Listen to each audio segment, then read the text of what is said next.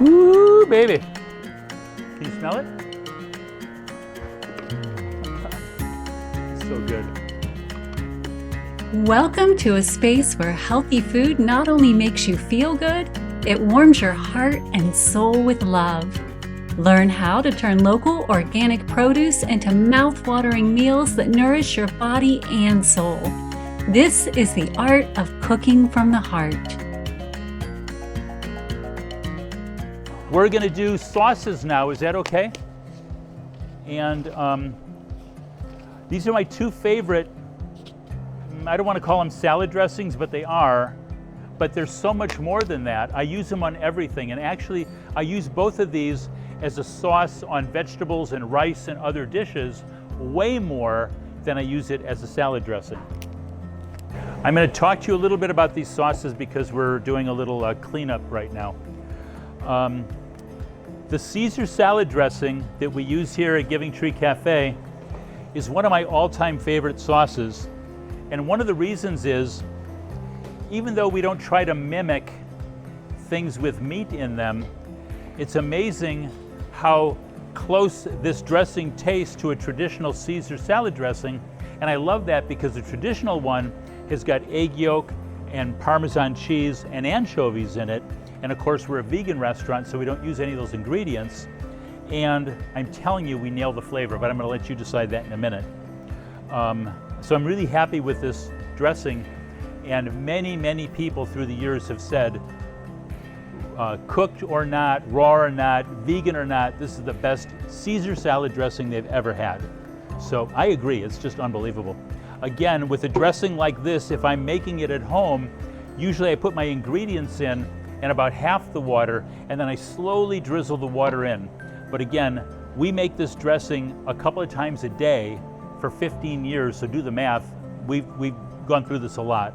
And so I'm going to put the water in first because it makes everything easier to blend. I'm going to put the olive oil on top of that.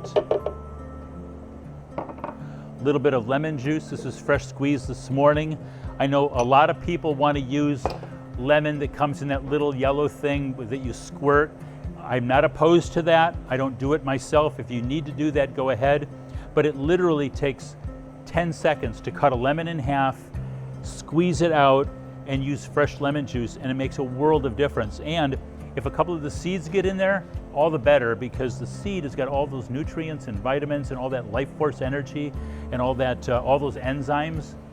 Think about it. That little seed has got the enzymes that are going to create a whole big lemon tree that's going to literally produce tens of thousands, maybe hundreds of thousands of lemons in its lifetime, all in that little seed.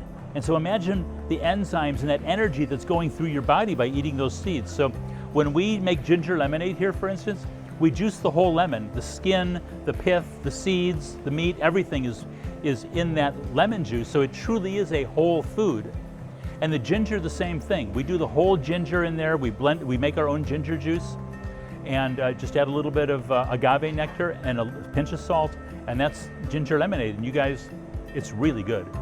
And you can taste the life force, you can feel it coursing through your veins.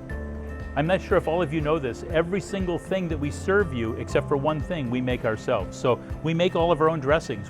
If you order a veggie burger from us, we bake the bread, we make the patty, we make the cheese, we make the mustard, make the ketchup, everything's made by us. Every dish is like that. And it not only, we think, tastes better, but it's all real food. The stuff that's in some of the packaged food nowadays, it might be worse than eating meat. I mean, I don't know for sure, but there are chemicals in some of the food. Like, has anybody looked at a box of oat milk lately to see what chemicals are in it? This is nori sheet, by the way. Oh, I should have told you. I put in the fresh garlic, the mustard, the olive oil, the water. The nutritional yeast is the Parmesan cheesy flavor. And this nori sheet, which you use to make sushi, is going to give it the anchovy umami flavor. And you're kind of not going to be able to tell it's there, but it's amazing. So anyway, getting back to oat milk, it's so funny to me. My oat milk here, we make it fresh every morning, and it's delicious that day, and we can even serve it the next day. but we don't serve it the day after. It's either made today or was made yesterday. And if I try to serve it the next day, you might not even know the difference, but there's a little bitterness to it because there's no preservatives in our food, and so it's going to start to turn a little bit. So I go to the grocery store and they got oat milk there, and I'm thinking, well, how do they do this? It's in a box, and it's not even refrigerated, and it's on the shelf there for like, I don't know what, a month, 6 months, a year? We don't know how long it's on the shelf, but it's a long time. And so I turn over the box and look at it, and there's all these chemicals that are like this long, and no one can pronounce them. And these chemicals are not tested by anybody. We're the guinea pigs. And these chemicals are strong enough to keep oat milk from going bad for months and months and months. So I drink oat milk because it's a healthy alternative to dairy. But I'm not kidding you, I'd probably rather just eat raw milk rather than eat that stuff because it's not good for us. And we won't know for another 5 years, 10 years, 20 years. It's the 2023 version of lead-based paint as far as I'm concerned. We are the guinea pigs for all these foods that are coming out and people saying, oh, vegan burgers and vegan cheese and vegan milks, etc. And we're all gung-ho about that. We love that we're ending animal suffering, and we love that we're doing something more sustainable for the planet. But we're animals too, and this stuff isn't good for us. It's just not. Okay, I've got all the ingredients for the Caesar salad dressing in here now.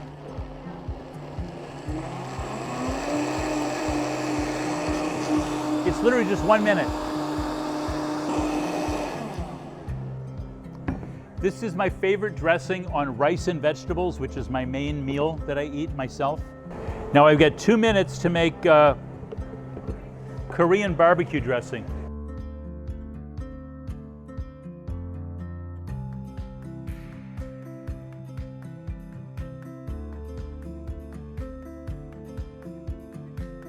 So we're going to make roasted red pepper and garlic as one of the sauces that's going to go. We're going to double back, and that's going to be a sauce that we're going to use on the beet raviolis. And then we're also going to make a cilantro pesto for that same dish. And you can use one or the other, or you can use them both in tandem if you really want to put some crazy flavors in there.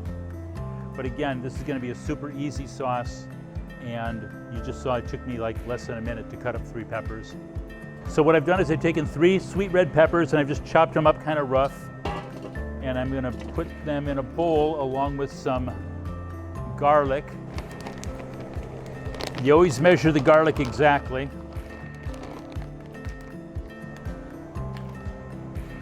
And when I make this at home, I'll be honest with you, I make it with olive oil.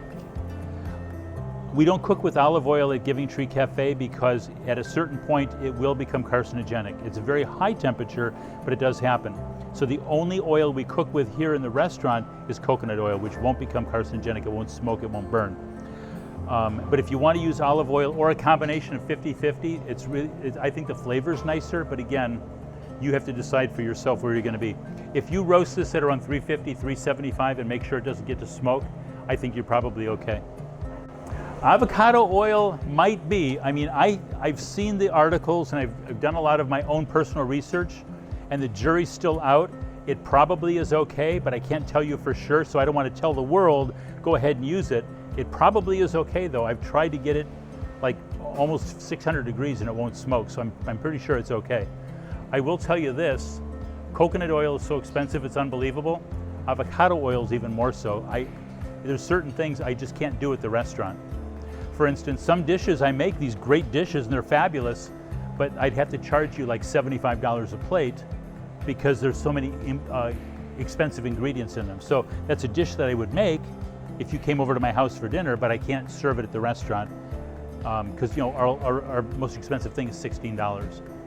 So avocado oil for what we do here is prohibitive. Even coconut oil, like I talk to other restaurateurs, they can't believe that we use coconut oil to cook with because we go through literally buckets, and like 5-gallon buckets of it several a week, and it's really expensive, but it's worth it because we're cooking with love, and if we love you, we're not going to poison you and say, well, that's the best we could do, sorry, you're dying.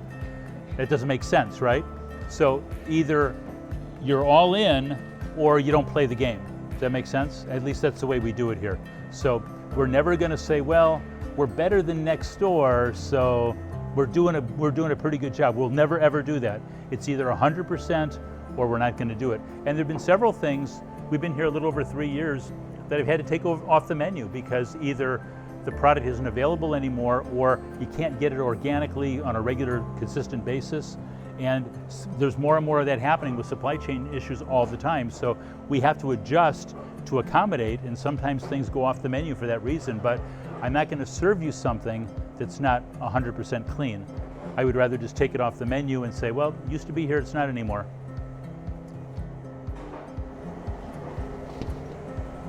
All we need for this is a little bit of balsamic vinegar.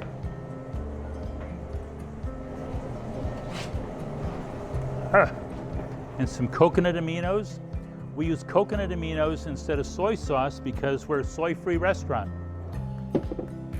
And by the way, the reason I keep telling you this, it's not because I think we're better than everyone else, but I want you to know the extent that we go to make sure that food is clean. If a lot of people eat soy, a lot of vegans, it's their main source of protein, and you go into vegan restaurants, especially the dessert case is loaded with soy, which is fine. If you want to eat it, go ahead. I think that we can do better. And so we don't use it here at all. There's 100% soy-free restaurant, and we also don't use anything with wheat in it, and so we don't use like the Bragg stuff, etc. But I'll tell you, I have it at home, but I just don't have it at the restaurant. Coconut oil, just going to toss it a little bit. So this is how you want to get it. See how it's kind of, you can see the brownness of it there? Okay. We're just going to put this on a baking sheet and it's going to go in the oven.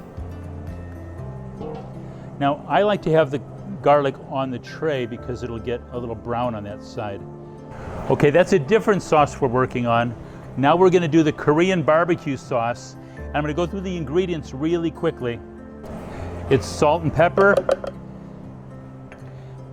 This is the Korean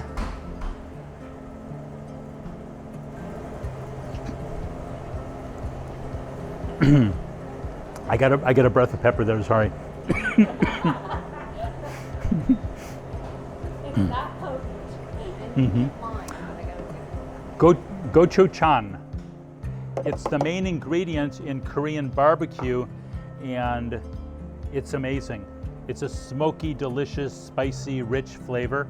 Coconut sugar, red onion. If you don't have red onion, you want to use white onion or scallions or something else close. I don't know.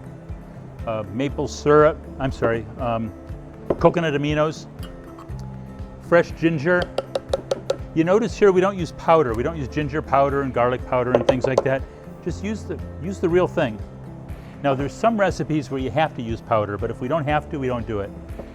This is our prepared tomato ketchup that we make here at Giving Tree Cafe. If you see in the recipe and you want to use tomato ketchup, you can use tomato paste. You can make your own tomato paste if you want to. Making your own tomato paste is as simple as going to the store and getting sun-dried tomatoes and letting them soak overnight or in warm water for an hour, and then putting them in a blender and blend them. And save the water. The water is amazing. So for instance, in this recipe, if I was using sun-dried tomatoes, for the water part, I would use the water from the sun-dried tomatoes. It's just extra flavor. I'm not going to throw it away. But this is how much water we need right here. And then again, did you taste these nori in the Caesar dressing? Just a hint of it though, right? It's the same amount. It's one nori sheet that goes in there. How much tomato paste would you use if you were replacing the 1 cup of ketchup? It's about 1 for 1. Did you see how thick our ketchup was? It's the same thickness actually. It's just a little bit more flavorful. I've got more flavors and a little more spice to it. And I like it better that way. But the actual recipe is what I gave you here that just calls for tomato paste. We're just going to give it a blend here.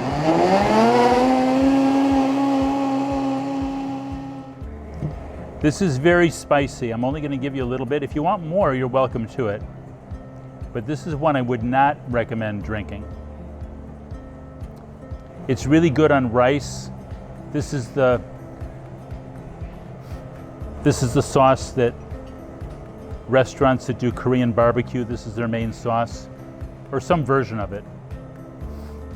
Anybody ever eat bibimbap? This is the sauce in bibimbap. It's kind of like the Korean national spice. If you make a container of Caesar dressing and a container of this, I don't care what you bring home, you can put it on vegetables, you can use it as like put it on your sandwiches, you can put it on salads. It's amazing. If you're doing faux meat, you can do barbecue jackfruit with this. It's unbelievable how delicious it is. Or if you want to do mushrooms like that, it would be great. Be fabulous. We're going to do a session coming up on all mushrooms, and we're going to use sauces like this for mushrooms.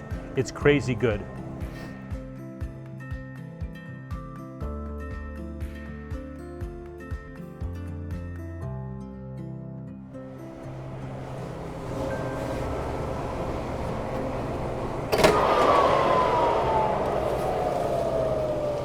Yeah, baby.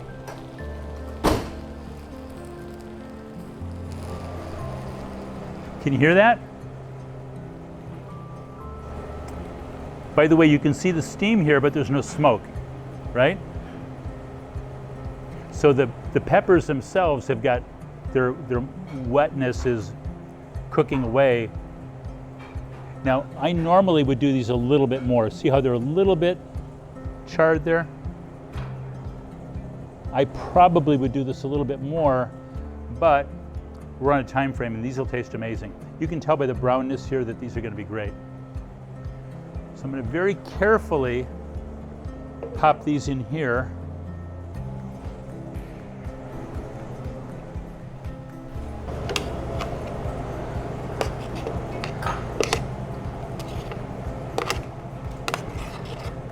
Again, I toss this with coconut oil,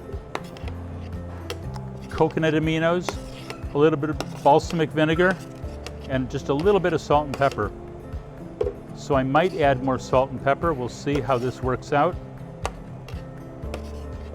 You can't see this, but I'm getting all the juice because that's where all the flavors are. And I'm not sure if you can see this either, but there's a bunch of the pepper seeds are in here.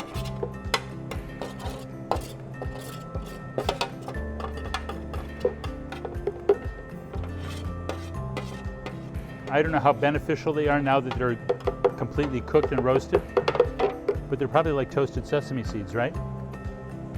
Very hot, right behind. Okay, we're just gonna give it a blend. We're gonna see where we're at.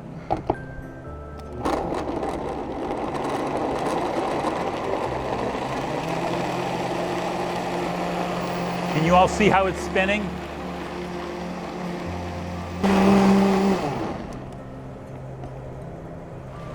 Woo, baby. Can you smell it? Oh my God, it's so good. So salt and pepper there. A little salt and pepper. My goodness.